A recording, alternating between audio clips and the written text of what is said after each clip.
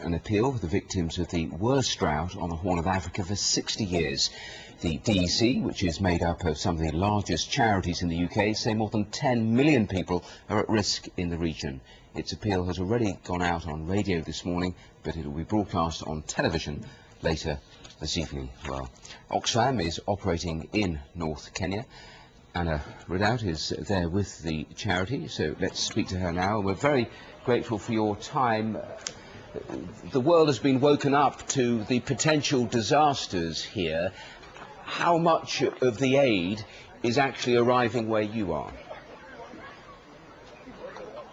Well, Wajir is one of the poorest and undeveloped parts of Kenya. It's in North Kenya, and here everyone I've been speaking to is mostly reliant on aid. At the moment, Oxfam is providing cash along with its partners to the most vulnerable people, and water trucking is also happening, as well as emergency food. But the scale here is huge, and we need much more resources and funding in order to reach everyone affected.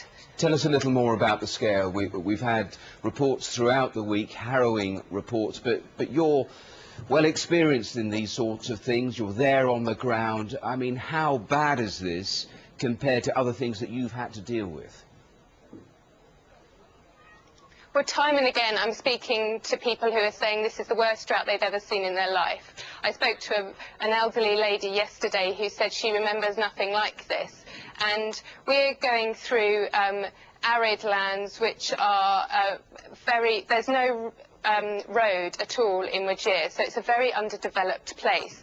And every village we go to, there are nomadic cattle herders that have been walking for days looking for food and water, and everywhere they go they can't find any. A village we went to just now had not seen rain for 2 years, and yesterday we went to a place that hadn't had rain for 5, and so this is a really desperate situation, and people need really life-saving support right now, and then also they need development over the long term so that this doesn't happen again.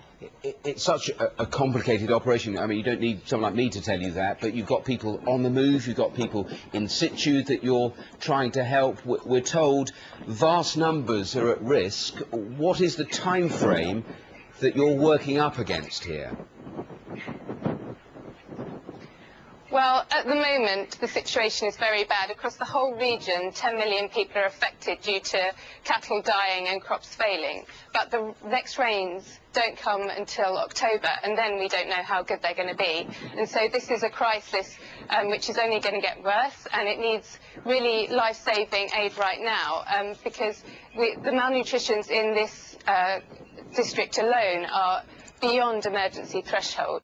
I've been speaking to women whose children are suffering from very severe diarrhoea because they've been travelling very long distances just searching for the very basics of food and water.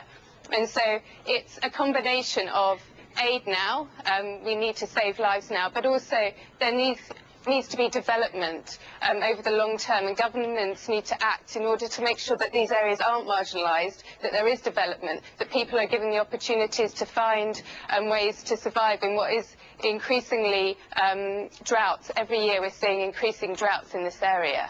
Okay.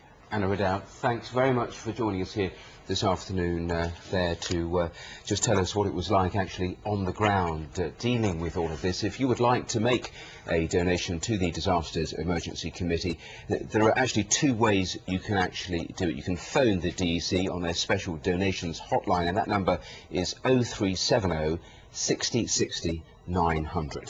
And you can also make a £5 donation by text message.